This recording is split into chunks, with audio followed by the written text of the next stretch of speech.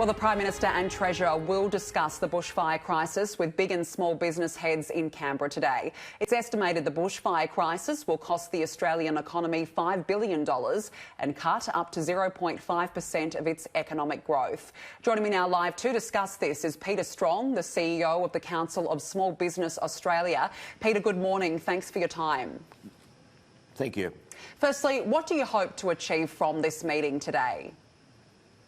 Well, we expect there will be a plan come out from the federal government for small business in particular.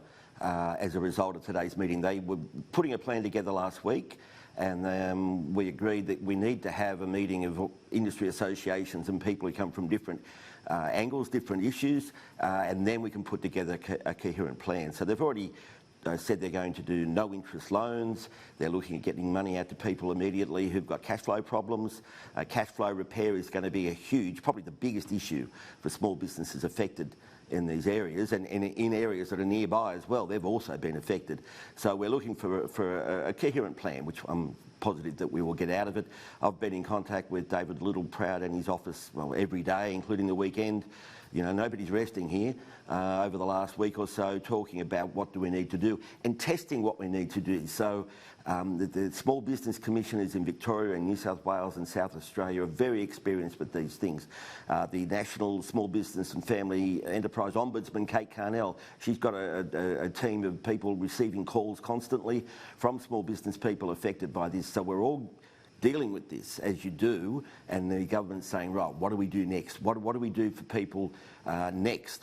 Because at the moment, I think we're doing a good job responding now, but what do we do in 3 months' time? What do we do in 12 months' time when businesses are still struggling? So they're the sorts of things that we're talking about today. Excuse me.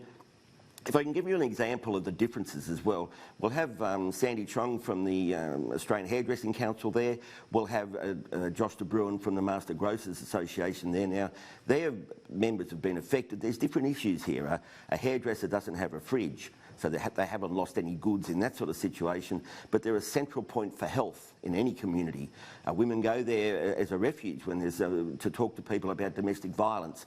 So it's a place people go to for mental health issues. They go there to get a hairdo and to feel better and to talk to other people about what's going on. So we need to support them. And then we've got people in Josh de Bruin's area where they've lost $60,000, maybe $100,000 worth of goods because their freezer is no longer working. That's a huge impact upon cash flow. They've got to replace those goods because emergency workers will need food, they'll need provisions, so you go to your local IGA to get that. So that's a different issue again.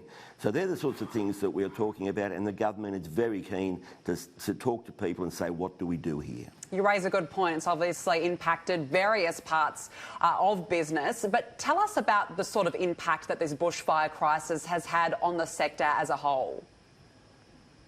Well, it's the loss of income, and you read one of the headlines there in the Herald Sun, I think it was, about Gippsland. So one part of Gippsland has been heavily affected by bushfires, Malakuta, etc. But most of Gippsland, of course, is not affected. But what we're hearing is people have stopped going to Gippsland. So this time of year is when a lot of businesses are making, well, in some cases, 80% of their money, but certainly at least half the money they make during a year, they'll make in December, January, February. That's when they make their money. Now, nobody's coming there. So this creates huge issues for those businesses and for the employees of those businesses, and as a result, for the whole community. A business revolves around, a community revolves around its businesses. And in regional Australia, they're small and medium businesses, service stations, IGAs, as I mentioned before, newsagents, the hairdressers, bookshops are out there. They're all needing support, and they don't want charity, but they say we can't survive without money. So getting people to revisit those places, to go out and have a holiday, to purchase goods, etc., is what we need. But also we need the government, federal and state, to go and support them through those first few days of crisis and those first few months of having no money. The cost to the economy is upwards of around $5 billion. How long will it take to recover from something like this? Well, it's at least 12 months, and again, we have experience. We have an experience of something of such a vast impact. I would have thought in some areas it'll be 2 and 3 years before they fully recover.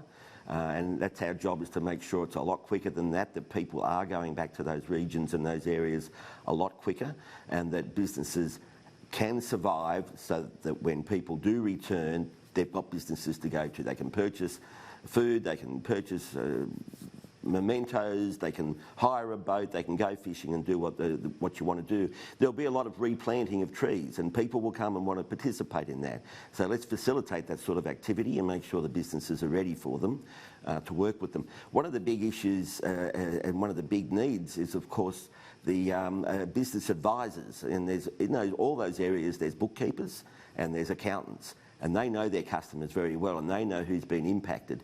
So when we send in support, we've got to support those local business supporters and make sure they can continue to operate their business as well. Some of them have lost their homes, but they can still give bookkeeping advice. Some of them have lost their business and their homes, but they can still give accounting advice. So let's go and get to them and make sure they're set up and ready to go. They've got a computer, they've got a laptop, they've got access to the internet, and they can look after their customers. Certainly a long road to recovery. Peter Strong, the CEO of the Council of Small Business Australia, thank you so much for your time this morning.